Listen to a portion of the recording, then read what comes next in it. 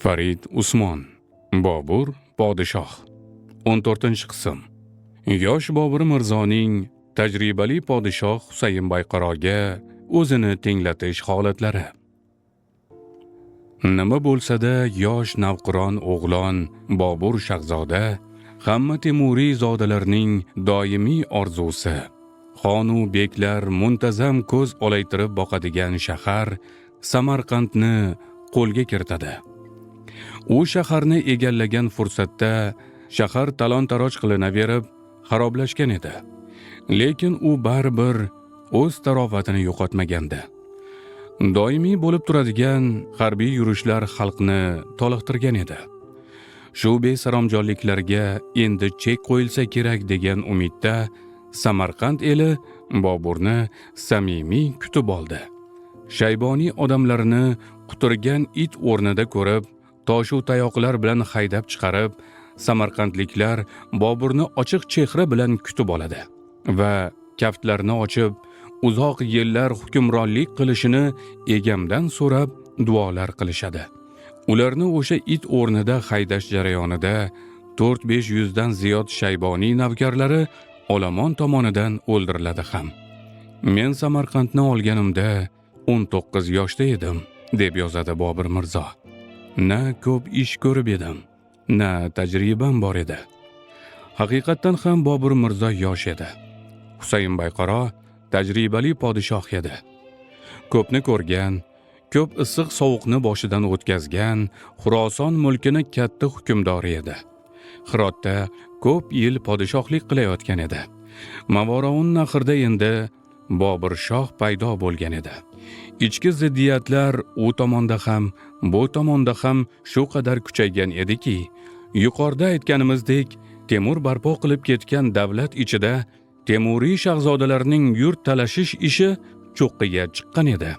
Faqatgina aqlli hukmdor yurtni uzoq yo'lda ushlab tursagina, xalq biroz nafas olish imkoniyatiga ega bo'ladi o'sha fursatda. Shu ma'noda Husayn Bayqaro oqil podshohlardan edi. U barcha ziddiyatlarni bartaraf etishga intildi. Alisher Navoiydek ulug' siymolar ko'magida yurtni idora etdi. Bobur Mirzo uni hurmat qilib, o'zini unga tenglash ham shundan edi. Husayn Bayqaro nasl nasabi haqida. Husayn Bayqaro G'iyosiddin Mansurning o'g'li, Amir Temurning Umar Shayx ismli o'g'liga tutash. Abdurazzoq Samarqandiyning yozishicha, Umar Shayx bilan Alisher Navoiyning otasi ko'kaldosh bo'lishgan. Ya'ni bir onani emib ulg'ayishgan. Alisher Navoiy otasining ham ismi G'iyosiddin bo'lgan. Navoiyning bobosi Amir Temur lashkarboshlaridan bo'lib, asli Aravondan. Husayn Bayqaro otasi katta G'iyosiddin bo'lsa, Navoiyning otasi G'iyosiddin kichkina edi. Navoiy bilan Husayn Bayqaro bir ona tarbiyasini olishgan. Chunki Husayn Bayqaroning onasi ham, otasi ham yoshligida o'lib ketishgan edi. Andijonda 20 yildan ziyod hukmronlik qilgan Umar Shayxga tutash bo'lgan Bayqarolar avlodi va unga yaqin bo'lgan Navoiy ota-onalari haqida o'ylab turib, ularni Hirotda tug'ilgan deyishlariga shubhalanasan kishi. Ular Andijonda tavallud topishib, so'ngroq balki davr taqozosi bilan Hirotda nash-u namo topgandirlar. Navoiyning Bobur aytgandek, turkiy til bilan to she'r bitibdurlar, hech kim unchalik ko'p va yaxshi yozgan emas deganligi balki Andijonda tug'ilganidandir. Husayn Bayqaro Temuriy zoda bo'lgani uchun Temuriy podshohlar saroyida tarbiya topdi va yigit bo'lishi bilan hukumatga intildi. Husayn Bayqaro milodiy 1469-yilning bahor faslida 28 yoshida Hirotni qo'lga olib, Jome masjidida nomiga xutba o'qildi. Bobur esa 19 yoshida Samarqand taxtiga o'tirdi. Shuning uchun ham u o'sha davrning oqil, tajribali hukmdoriga o'zini tenglashtirib, na ish ko'p ko'rib edim, na tajribam bor edi degan so'zlarida ma'no ham bor edi. Bobur shunday deyishga haqli edi va u mana bunday deb ham yozgan edi. Sulton Husayn Mirzo ham Hirotni ushbu yo'sinda yov g'ofilligida olgan edi.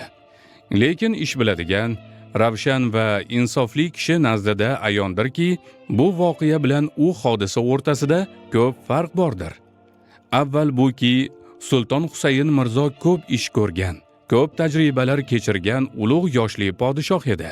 Ikkinchisi buki, g'animi Yodgor Muhammad Nosir 17-18 yoshli tajribasiz o'g'lon edi. Uchinchisi buki, g'animning ichidan kifoyat va holatni bilgan kishi Mir Ali Miroxo'r Husayn Mirzoga kishilar yuborib, uni g'anim g'ofil paytida dushman ustiga keltirdi. To'rtinchisidan, g'anim Qo'rg'onda emas, bog'i G'ozonda edi. Sulton Husayn Mirzo Hirotni olgan paytda Yodgor Muhammad Mirzo va yaqinlari shunday ichkilikka tushgan edilarki, o'sha kecha Yodgor Muhammad Mirzoning eshigida 3 kishi bo'lib, o'zi ham, ular ham mast edilar.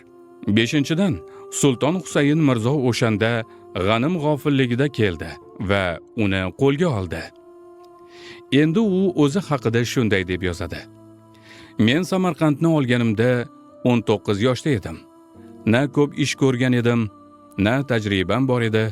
Ikkinchisi buki, mening g'animim Shayboniyxondek tajribali, ko'p ish ko'rgan, ulug' yoshli kishi edi. Uchinchisi buki, bizga Samarqanddan hech kishi kelmasdi. Agarchi shahar xalqi menga nisbatan ko'pchilik bo'lsalar-da, biroq Shayboniyxonning qo'rqinchidan hech bir kishi bu xayolni qila olmas edi. To'rtinchisi buki, mening g'animim Qo'rg'onda edi. Ham qo'rg'on olindi, ham g'anim qochirildi. 5-si buki, bir marotaba Samarqandni olish maqsadida kelib, g'animga sezdirib qo'yib, 2-chi marotaba kelganimda Tangri ishimni to'g'riladi. Samarqand egallandi. Bobur o'zining jangovorlik faoliyatini ana shunday tahlil qiladi. O'zini amalga oshirgan ishini orttirmaydi ham, kamaytirmaydi ham. Xolis borini aytadi. Bobur uchun muhimi ham shu edi. Bugun biz uning kimligini va qanday shaxsligini shu taraflardan bilib olmoqdamiz.